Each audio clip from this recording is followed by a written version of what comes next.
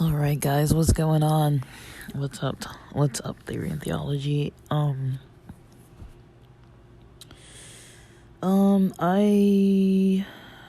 not gonna talk about the LA fires too much at the moment. I'm not gonna say that I'm not gonna mention anything about it. It's just, I spent the past 2 days pretty much glued to the news, and it's affecting me. So I figured, like, let me stop before it gets to a point where it's like disrupting my sleep too much or anything. So last night I kind of made the plan that today I'm not really gonna be fully just like sucked into the news, and I'm gonna pop in every, I think, during meal times or when I'm taking breaks from work. No, I said meal times. So during meal times, or at least get a full day in before I, before I sit down to it. And I might actually try to read some articles or read some theoretical material, or find audiobooks available on some material that I've been interested in, such as some topics about the water supply. Maybe there was somebody was saying about like water under parts of Los Angeles, and I don't know, other things about like climate control, other things about population control. It's like, it's crazy. But and other things about this I don't remember what they call it, like a smart city or something like that. These are kind of ideas that I'm looking at, looking into learning about. But like I other than that, I mean, I'm not fully updating about, at least at the moment,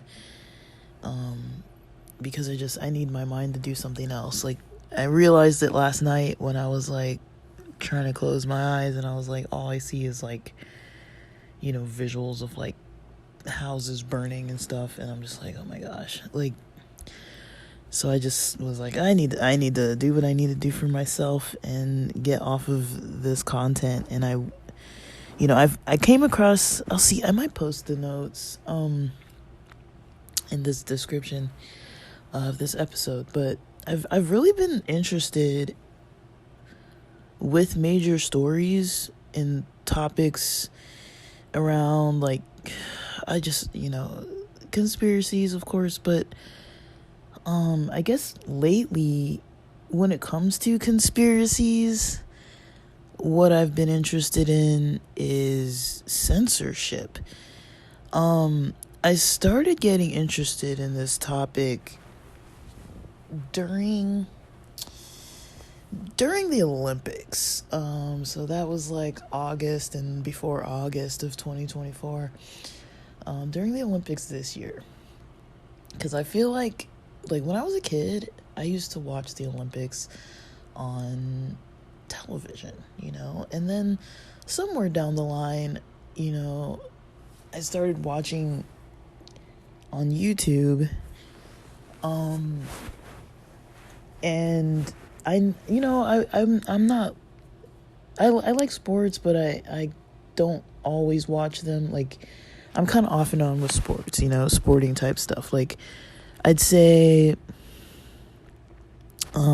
every year,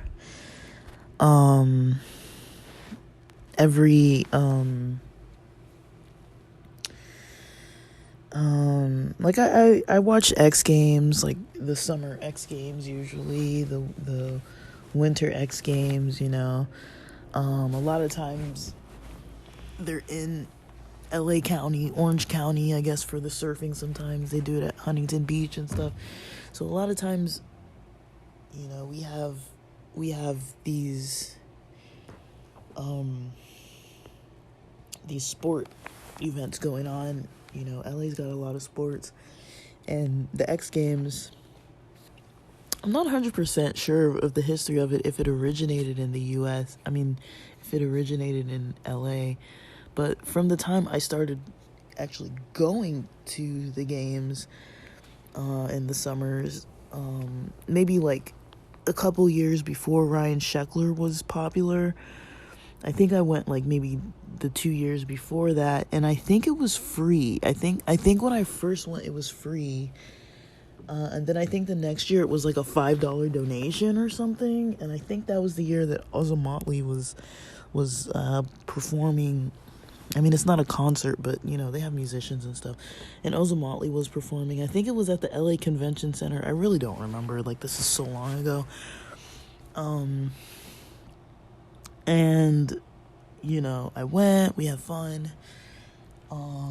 And then I think the year after that, I went, and that was the year that we had to buy. That was the first year we had to buy, event tickets, like tickets for each event. Because I think, if I've got the timeline right, I think one year we watched, Ryan Sheckler through the fence. We didn't have tickets to the men's street skateboarding, and Ryan Sheckler was like, I don't know if he was like 12 or something. Like, he was a kid, and we just watched him like rip through that park, and he won. And we watched it through the fence. Like, it was like a chain link fence, but you could kind of see through it, and we watched the event through that because we didn't get tickets. But I don't remember if it was like there was no seating, or we would have had to buy tickets. I don't remember. But I think it was the next year when Tony did his 900 on Vert. I purchased tickets. I think it was like $20-something per ticket or something. And I think those were the tickets we purchased, were to see Tony Hawk. And we went and did that. Now I don't even know how much it costs, and I think it was hosted in Ventura or something. It wasn't in like downtown LA. But yeah, and I hadn't, maybe I'd been since then. I just don't remember if that was the last one I went to. I feel like I went the year after as well, but I don't fully remember. Like, I went to some events before it got super expensive and they started charging everybody. So I remember going when it was free. And I guess, you know, why I'm mentioning that is, you know, because I've seen some things kind of develop, you know.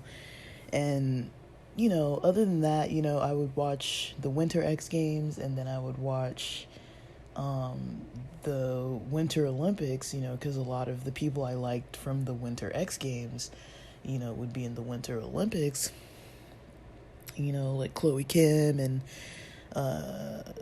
she's a local, and then, you know, a lot of the snowboarders, like Shaun White, I think he was skate and snow and surf. I can't remember. Actually, my memory is like not as good as it should be, honestly. But, you know, there are a lot of, like, you know, Southern Californian athletes that I watched, you know, and, like, you know, I knew people that would skate and surf, and, you know, I dabbled in you know, skimboarding at the beaches. I never had my own board, but I dabbled in it, and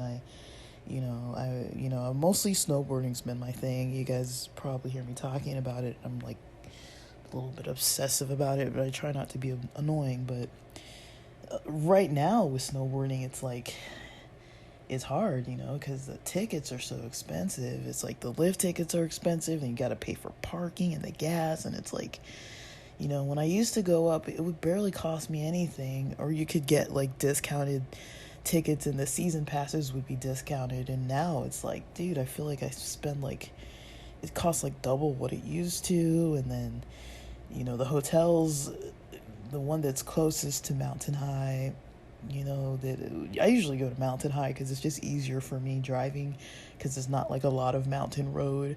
Unlike going to Bear, you're kind of driving on more of a mountain. It's just more comfortable. Like if I'm just gonna do a day trip or just be out of town for a weekend or something, I want something simple so I can just go, do my sports, chill at a hotel. It's not a nice hotel. It's like almost like a motel, but it's like whatever, chill there, relax and, kind of have an enjoyable time. But, I don't know if I have a car that's reliable enough right now that I want to be driving out to Wrightwood. And then at the moment with what we've got going on with nature, I think last weekend was the first snowfall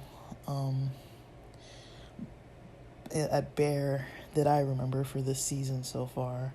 And our seasons usually go about November to April, like April 20 something, usually, like the last weekend before the end of, like the second to last weekend of April usually, or something like that, is usually the end of snowboard season out here, if you think Bear, Mountain High, like our local mountains.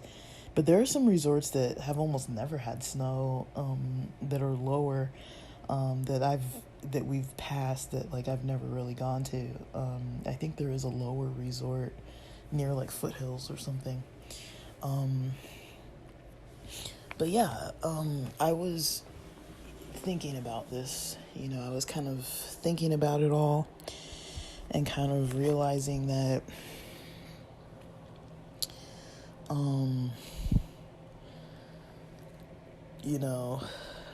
this summer when I watched the Olympics, I talked about it before, how I really was mostly interested in the breakdancing. That was kind of, for me, what was, pretty important, because, I'm really into music and dance and that kind of stuff. I am not skilled at it, I'm not, the most confident with,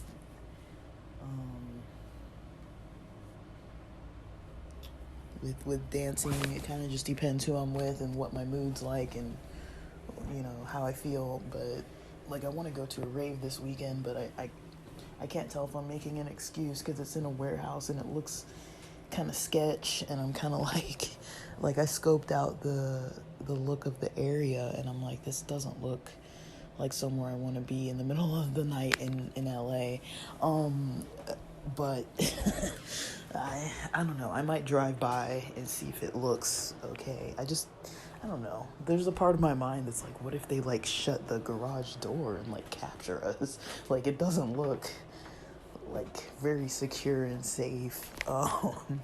It's like a back alley with a bunch of like warehouse garage looking spots, but there's a U.S. Coast Guard base like right there, so it's like I don't know if that's a better sign or a worse sign. Like I've got nothing against the Coast Guards. I'm just saying, like, I don't know if that changes any factors in the matter. But like I'm not it's a major it's not like a huge event, but it's like it is a I guess, I don't know what you call it when it's like, I don't know, LA has a lot of, I don't know if you call them companies or like groups or, entrepreneurs, or what you would call the people that like host and plan. I guess it's like a planned event, that, like LA does that. There's a lot of groups on like Instagram or whatever that, they promote through Instagram, and they basically make events and they make tickets, and you can get the tickets through Eventbrite, and, it's free. It's usually free. And then once they run out of the free ones, they start charging. And then usually right up into the event, it's like, it might be up to 20 something, $40 something, or you can get VIP or whatever. So like, but if you usually come across some of those tickets early on, it's usually free. So, what I came across were the free tickets, and there are a lot of events that they host. Like I've seen footage of past events, and I probably have gone to some events. I just don't really remember, but it's not like an actual like venue. It's just like they do like events, pop-up events, or like planned events at different locations. But it's a company, or I guess like a brand named event that, they have legit events. So I'm guessing it's going to be like a legit event. Just the look of the area. When I looked on the map, I was like, oh, this place, I don't know. The street smarts side of my brain was like, usually those aren't the types of places that I'm going in the middle of the night, and the city that it's in isn't like the world's safest area. And so I'm like, but I don't know. I don't really know how to really feel about it. I want to go. It's like 25 minutes, 25 to 30 minutes away from me. So, and it's not towards the fires, and it's south. And so, I kind of want to go, but I'm also kind of like, I don't know. But I can't tell if I'm just making excuses because I'm out of laziness, or, because it is kind of late. I think doors are 7:30, which is good, and then event starts at 8. So I might just go just to get some footage, because I hate uploading on YouTube. I've got this YouTube channel, EDM Track, but I think I've only got one video up. But I've been meaning to post most of my concert and rave and festival footage up on there. I don't know, like, and that's another thing I'm gonna touch on, is like having trouble dealing with YouTube and censorship and stuff like that, and like copyright restrictions. It's like, I don't know, because it's like when you're at an event, how can you, it's not, I mean, it's copyrighted, but it's like I was there firsthand, so it's like, but I've had some videos where I've been somewhere firsthand, and, I've been recording it, and, it gets a copyright strike, and it's like, come on. So sometimes it's like, that gets picked up on, but yeah, when it came to the Olympics, I noticed that this was the first time that unless you were watching the Olympics live and recorded it that way, you really didn't have access to it. You really didn't have full access to the Olympics easily. I mean, there was the opening ceremony, right? I missed the live opening ceremony, and then I couldn't even find it anywhere online, and I was like, that's odd, because one of my friends was like, oh, look it up, and I'm just thinking, okay, go to YouTube and look it up, like, it's gonna be there. And I could find videos of people's reaction videos to it, and so that's how I watched it, was through a reaction video. And I was like, okay, I found a reaction video that was like good enough, that was like, the picture was good enough, and they weren't like pausing it over and over, so I could see some of the interesting things that were going on that people were a little concerned about, like some of the symbolism and some of the weird information on it. But like I said, I was learning this through other people. Like I didn't get the firsthand experience, and my main interest was just like, don't miss the breakdancing. And so I think I came in, I don't remember, but I think there was like whatever comes before the championships. I think I watched the championships of, maybe it was women first or men first, I don't remember. And then I watched all of the men's. I don't remember. I came in at like, there were 4 events basically, because there was like the one just before the championship, and then the championship, and then they did that for men and they did that for women. But I think the men's was first, but I feel like I came in on the men's championships, and then I went back and watched the one that was before the championships for the men, and then I watched the full women's start to finish, and then I rewatched the women's. And I saw on Peacock, the app, I got this stupid app literally just to watch breakdancing. And, I there's nothing on there that I want to see. Like, I try not to really get too many apps, because, like, you'll be spending a fortune if you're you could be spending like $200 a month just on freaking like subscriptions. And I was like, this is ridiculous. It's at a point where it's ridiculous, because it's like, I'd rather be creating than consuming. Like, I consume some, and a lot of what I talk about is off of what I consume, but I also like to try and have my own ideas too. So I don't want to be like super, super ultra influenced by just like watching things. I want to form my own opinions too. And some of my opinions, they definitely overlap with other people's, and some aren't fully original, but I like to, have my own original ideas. So I do like to tune out where I can tune out, and just kind of take a step back and observe, and just kind of think and reflect and kind of look at things. And with this, how things kind of are, on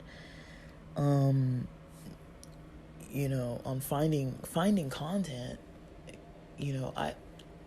I saw that on Peacock, I think, let's call it a Sunday night, and I think I was working the next morning on a Monday morning, and I think on Peacock they were like, on the app, they had a notice where they said, okay, the breakdancing they're gonna remove it, and I was like, maybe I should record this, so I have access to it.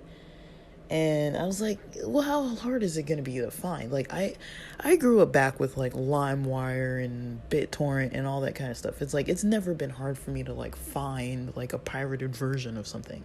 Like, I've always been able to like find it somewhere, on the internet. And, I basically tried, like I was like, let me try and like record this. So I had this like I think it's OS Studio, or what's it called, it's some kind of OBS Studio or something.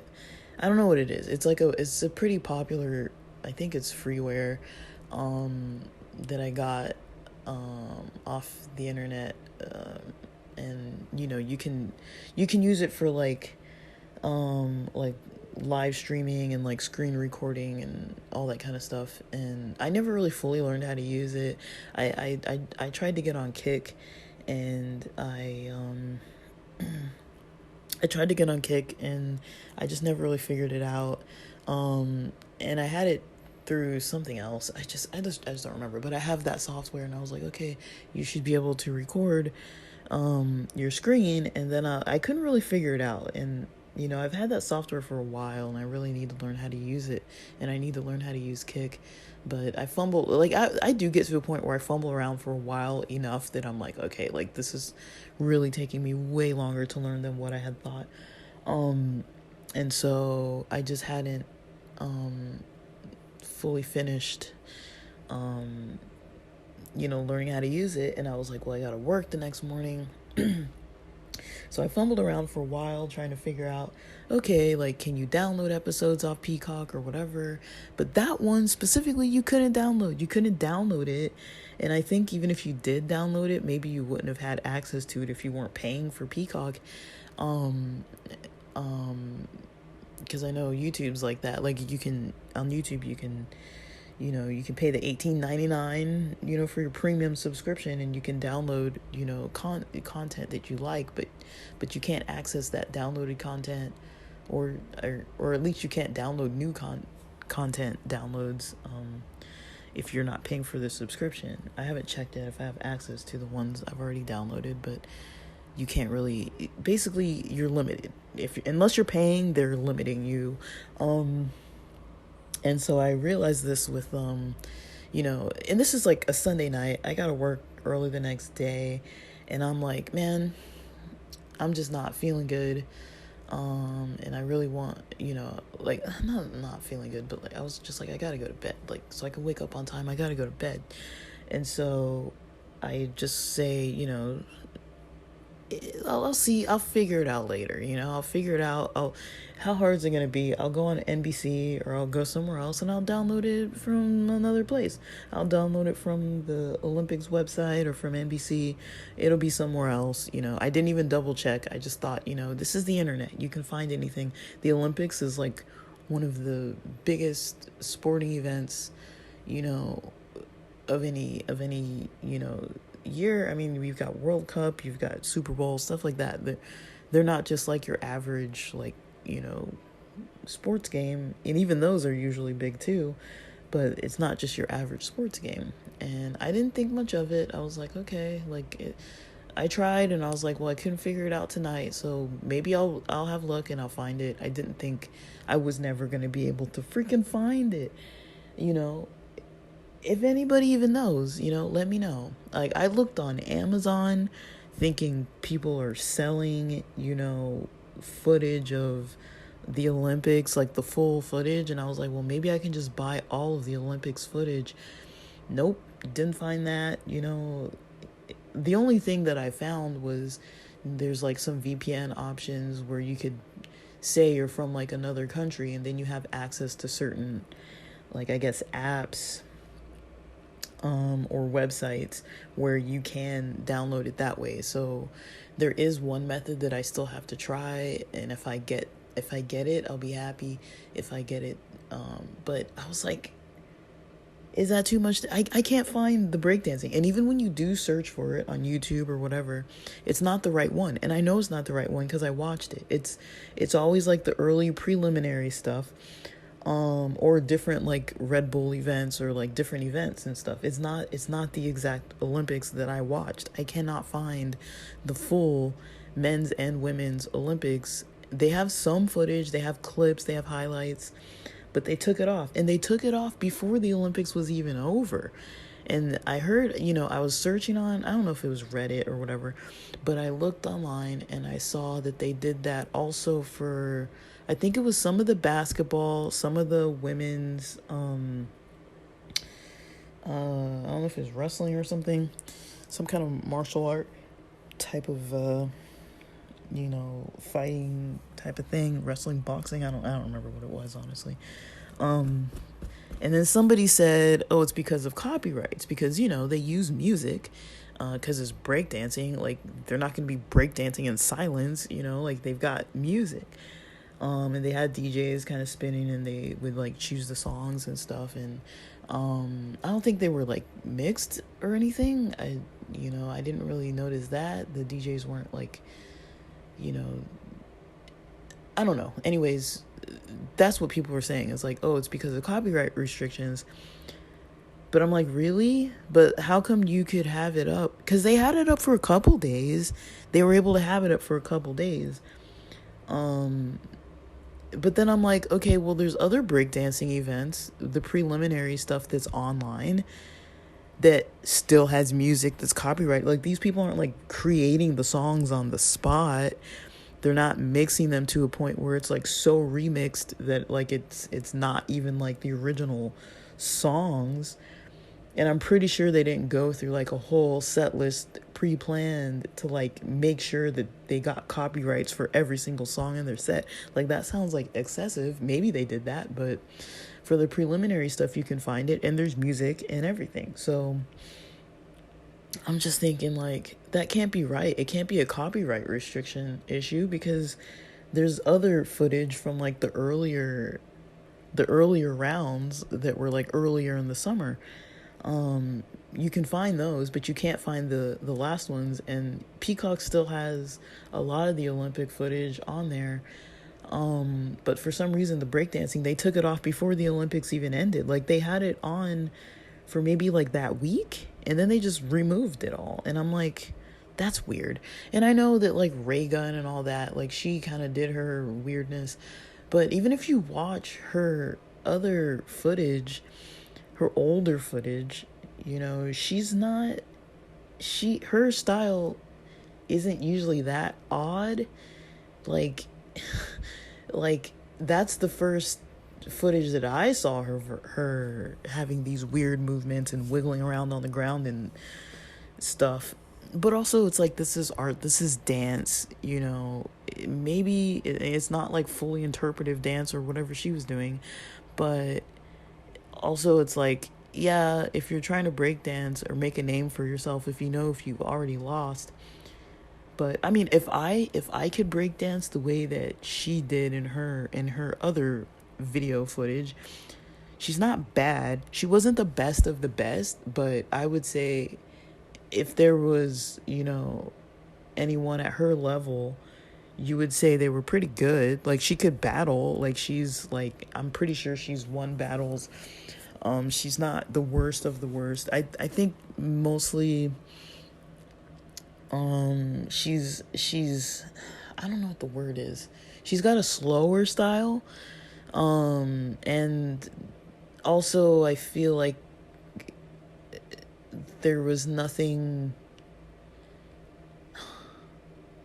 I don't know. I liked what I saw of her style, honestly.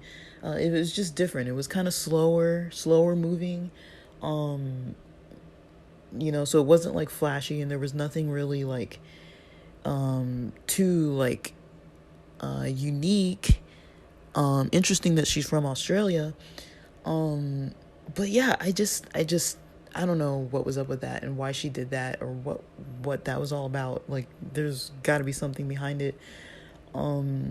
Maybe she talks about it, but she became the famous one out of all of the breakdancing. All you saw was that footage of her being all weird, and other than that, you didn't really like. I don't know. There were so many like weird parts of the Olympics, like the guy with the bulge and some other stuff, and there were just some things where it's like people are poking fun at, and that's all social media is. I get that, but I just found it interesting. I was like, this is a very odd scenario to see happen, that you can't find the footage anywhere else on the internet. You can't find it. Like, you can't find any of this footage anywhere. So that to me was super strange. But yeah, I wasn't able to find it, and I've talked about that before, and that was kind of what kind of sparked an interest in these types of topics, kind of these conspiracy-ish topics, because I was like, I mean, of course I liked the topics before, but it kind of opened my eyes a little bit, because I was like, okay, the Olympics is one thing, but it is kind of weird. I did find it kind of weird, because nobody really had like a real answer as to like, well, why'd they take that off? Because I don't know about Peacock now. I don't use it. I have no use for the app. But when I, was first searching, probably September or October, people were like, oh yeah, like, I mean, the Olympic footage, the majority of the rest of it was still on there, with the exception of a couple things that they took down. Which is weird. It's like, so they decided, with this Olympics, that if you didn't watch it live, basically you had to pay to watch it on Peacock. And then if it wasn't on the Olympic website or NBC, you basically couldn't watch it, right? At least in the US. And so that's the first time I've been like, okay, I have to go outside to find this. And I think, oh no, there was another, I had watched this documentary about, it was like kind of about Alaskans, and kind of the history of like, I mean, I don't know if they would call it LGBT, but the history of like, non-hetero relationships in like with like Alaskan Native cultures, like pre-Christian, involvement. I don't even know what you call it, but pre-religious and European involvement that came in, with the missionaries and all that. And it was something like,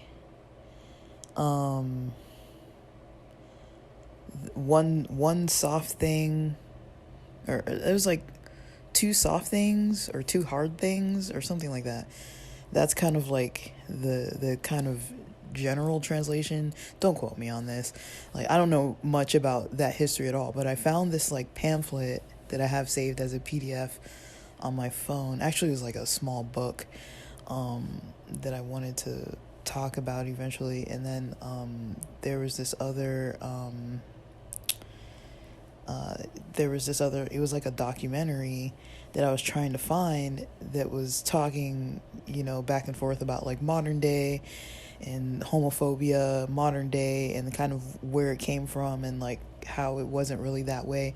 That they were basically talking about, it wasn't so much the sexuality, it was more so the roles that were getting done. Like, somebody has to be hunting and getting these animals, and because it's a big part of the diet, and then other people have to be making the clothing and making sure that like everything's safe, and raising the kids and stuff. And that it didn't super matter like if it was a man or woman doing one or the other. It was just like the roles have to be fulfilled, and so it has to get done. And I don't know the percentage of people who weren't hetero, or the percentage of people who kind of had like same-sex relations, or whatever you'd want to call it. I don't know if they call it LGBTQ plus. That's a very like American Western type of terminology, but that's basically what it was kind of talking about. But not so much like all of the rainbow spectrum. It was mostly just like lesbian and gay for the most part, as far as I could tell. It didn't go into like depth about like a bunch of other stuff, but it was more like the practicality of the roles, and then like how Christian influence and religious influence came in and stuff. And I heard about this documentary, and I was like trying to watch it. So I did find that there was like a VPN that I could get, that I could be, I could show that I'm in Canada, and then I had access. Like, I had to like register, I think, but it was like a free registration to get access to this free video documentary. So I was like, okay, like I've done that before and it did work, but it really took some digging to find out like how to do it and what to do and what steps other people took. I could not find that documentary anywhere. And that to me, these aren't like massive things, but it is, to me, it's a style of censorship. I don't know what else to call it, but to me, it's a style of censorship. It's like, how is it not censorship, How is that not censorship? If you can't find things, and then if we take it a step further, and we look at how Elon Musk treats X, and how I don't know much about Facebook because I don't use it like that too much. But I've learned very quickly through podcasting that you can't just post whatever you want on YouTube. It's very restricted. And YouTube is like Google basically.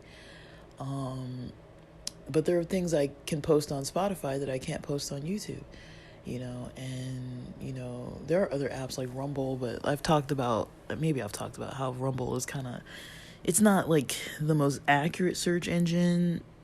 So I don't know how helpful it is to post on there as far as like trying to get, any engagement, because it's hard to like search and find what you're looking for. Like, I've had experiences on Rumble where it's like somebody sends me a video or tells me the name of a video, and you think you can just search the title of the video, and you can't search it. It doesn't come up, or it'll be like 4 pages deep, and it's like, or I have to just get the direct link from a friend that has to send it to me, because you can't really search. Like, their search isn't as strong as like Google. It might get there because, it's just a platform that's less censored, but it's also not like the hugest platform. But then you have Elon Musk censoring, and it's just, I have a lot of questions because I'm like, I'm not saying that I'm a black person. So, of course, I don't want anyone being racist. I'm not saying that white people love racism or something. I'm just saying, like, as a black person, it is kind of a sensitive thing when it's like, oh, there's racism going on. But I know there's this surge of anti-Semitism that's been happening with the conflict that's been going on. Anti-Semitism is on the rise. There's a lot of misinformation out there. There's a lot of people that are challenging a lot of Jewish cultural things, and like these conspiracies about Jewish people and all this kind of stuff. Some kind of agenda. I don't know what to say about it. But I guess maybe an ignorant question that I would have is, I don't understand why racism against Jews is anti-Semitism, but racism against other people is just racism. There's not like a separate term for it, I guess. And I guess also what I don't understand is why anti-Semitism, why it assumes that a person's Jewish, because I think you can be Semitic. Like, Semitic peoples are not all Jewish. And so I guess what I don't understand, if we look at I'm not going to talk too much about Middle Eastern conflict because that is not my place to really say much, because I don't know much. I know a lot about what I've studied of Jewish history, of what I've loved about, biblical, Hebrew and stuff like that, the Talmud and all that, Aramaic and, Jesus being Jewish and all that kind of stuff. Like, I value it as part of a culture that I've, grown up in, and I study it and I talk about it and I love it. But I guess what I'm trying to understand better lately is, and in bits and pieces, is I guess I'm trying to understand racism a little bit better, and trying to understand when we're talking about the Middle East conflicts, when it comes to like Israelis, Palestinians, not every Israeli is Jewish, not every, like, you have Arab people that are Israelis, not every Semitic person is Jewish. And so I'm wondering, because I think somebody correct me if I'm wrong, please, but I think that aren't there populations of Palestinians that are Semitic people, right? Like, am I wrong in thinking that way? Like, I don't understand what I'm missing. Aren't there populations of Palestinians that are Semitic people? And if there are, why aren't we calling anyone who practices like an anti-Palestinian sentiment, why aren't we calling them anti-Semitic? Like, I mean, I understand what people say when they say, like, I'm not an idiot. Like, when somebody says anti-Semitic, I know what they mean. But I'm like, it's almost like, I don't know, this isn't going to be the same analogy, but it's like, if someone in the U.S. is racist against African Americans, right? Do they also hate Black Africans, right? Different country, different languages, different cultures, a whole lot of different countries in Africa, a whole lot of different types of Black people in Africa, without American, I mean, there's definitely Western influence everywhere now, but, you can have tribal people that are Black Africans that have nothing to do with modern Western society. Not everybody's like tribal, not every place is like, people living off the land, but that does exist. There are people that do live off the land, that does exist. So And do they also hate those black people? Or is it just the American black people? You know, it's like, I know it's not the same analogy, but it's like, sometimes it's really hard to differentiate what people are actually saying. Like when you dive into it, it's like, well, what are we actually talking about? You know, because usually when you say anti-Semitic, you're talking about people hating Jewish people, but that's not really all the Semitic is. And then it's like, are you anti just Middle Eastern people that are Semitic peoples? Like, do you know which ones are Semitic and which ones are not?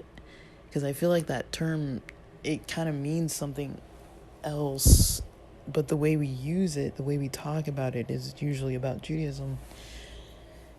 And then why? I mean, I understand that anti-Semitic marks, any kind of racism is going to be dangerous, especially if it's like, you know, fueled and, you know, a lot of the, you know, history of Jewish people, of when they've been displaced or discriminated against systemically and everything, has started with people just being able to like voice their anti-Semitic remarks, and then other people having like a jealousy or a maybe a hatred, or kind of like a lack of compassion, or just not understanding, or firsthand experiences. You know, like you hear people in the mood. It's not uncommon. You know, I don't live, you know, I live in LA, as we know, as I've talked about, and I don't live like in Hollywood, but I'm familiar with it. And, you know, like I've mentioned, you know, with athletes, not athletes, I guess with musicians, with the music industry, with showbiz and all that, you know, you see the influence that Jewish people have had as far as like business and things. A lot of times they do own those industries, you know, but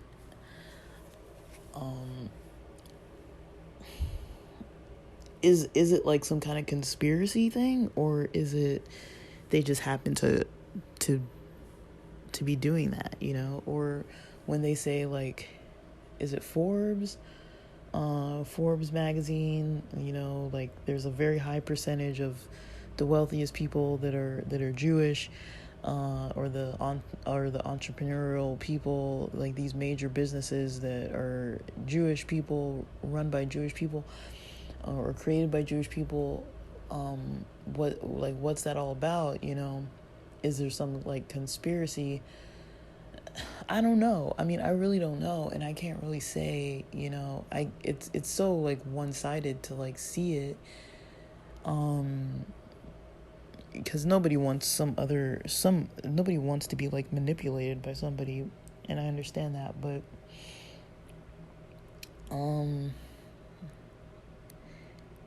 I don't know. I guess it's a little difficult to understand why people can't voice their opinions about it. Why can't we say it?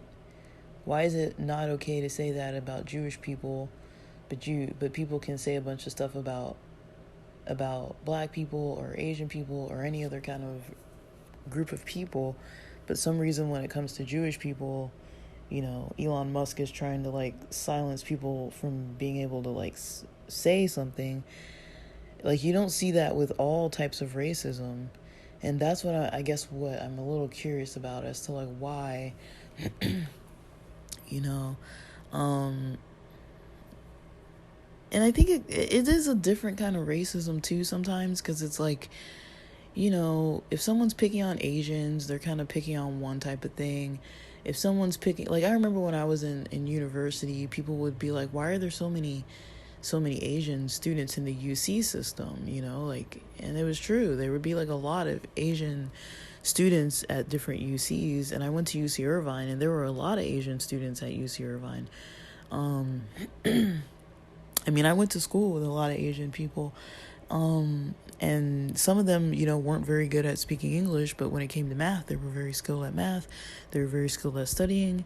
You know, they got really good grades, and it's like, I can barely have a conversation with the people, and, you know, it's like, how are you getting better grades than I am?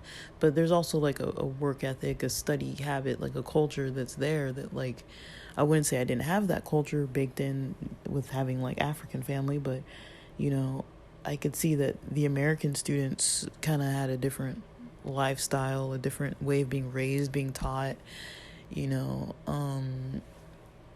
I don't know, like it's very interesting just to kind of see how things unfold and kind of try to put a finger on like what it is that's actually going on. But I don't know how I feel about censorship, because where do you draw the line? It's like, who's saying that one thing is more right than the other?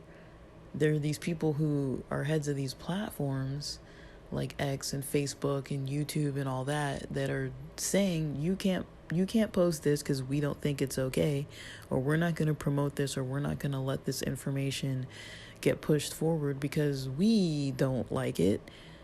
We don't like that culture, or we don't like those ideas, therefore nobody else can see them, or we're going to ban you from talking about it. But there are other platforms where you can talk about whatever you want. And then you see it with comedians and stuff. They're trying to like silence people. But I feel like the thing that people aren't looking at, I mean, it's like, okay, we'll silence the stuff that we don't like because it's you know, there's something problematic with it. But what happens when it's your ideas that you believe in, of things that you like, that you are just like, I want to talk about this or share content about this, and then, you know, it just happens to be that you can't talk about it anymore, you know? Like how they shut down people talking about COVID even though they were lying about all of it. You know, but they're like, we don't want anybody to talk about it, so people were starting to say different terms. You see that with the internet, with people saying stuff like unalive and stuff like that. It's like you can't say like certain mental health terms. There's certain stuff that's like, why can't we say that anymore? You know, it wasn't always like this. These are recent developments that they're like, you can't say that anymore, or else the algorithm's going to shut you down. Like, and these algorithms are dangerous, guys. Like, they control what you can and can't see, and they show you what they think you need to see. And, you know, if you're not careful, you know, basically you get like in a loop of your own mind and you're not expanding at all. And I think it's dangerous, you know, to not have access to expanding your own mind. Like, humans, we're not that, I don't know what the word is, but we're not that careful, I guess, with what we consume a lot of times. We're very automatic, you know. Like, I was off of YouTube as far as scrolling for a little bit, and I remember going back into it, and I was like I remember, I think it was yesterday, I was like, okay, I'm gonna be offline, you know, just take a break. And all of a sudden I saw myself opening my phone and opening up YouTube, and I saw this like fire content, LA Fires content, and I was just like, how did I even get on YouTube? Like, I wasn't even trying to get on YouTube. I just opened my phone and automatically pressed it and started scrolling around. And I was like, that's not what I was trying to do. I'm trying to relax.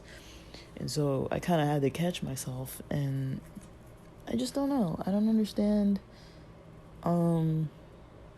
You know, I don't fully understand it, but, you know, I'm trying to make sense of it. It's very confusing. Algorithms are very confusing. You know, they change. Everything changes. Like, one day an idea is fine. The next day, we can't say that anymore. We can't do that. We can't talk about that. You know, I got a whole, like, cannabis YouTube channel removed, you know, and I'd been posting on there for like 4 years, 5-7 years, I don't know, a long time. But I'm like, okay, but I can watch YouTube videos where people are promoting cannabis products. They have sponsorships by like edibles companies, but I can't talk about eating edibles. Like, how the heck is that? What? You know, like, how is that? I just don't understand, you know? I don't understand, like, the difference. You have celebrities, you have musicians or whoever who's sponsored by like these edibles companies for like microdosing and all kinds of stuff, or like even like these psilocybin type like mushroom, different type of mushrooms that aren't even psilocybin but psychedelic microdosing type of edible, products. But I can't talk about my experiences with it on YouTube. Like, why is that a problem? But they can promote it and they can get money off of it, and they're actual legit sponsorships that these people are saying in their videos, but their channels are still going. And it's like, I don't understand how that's any different.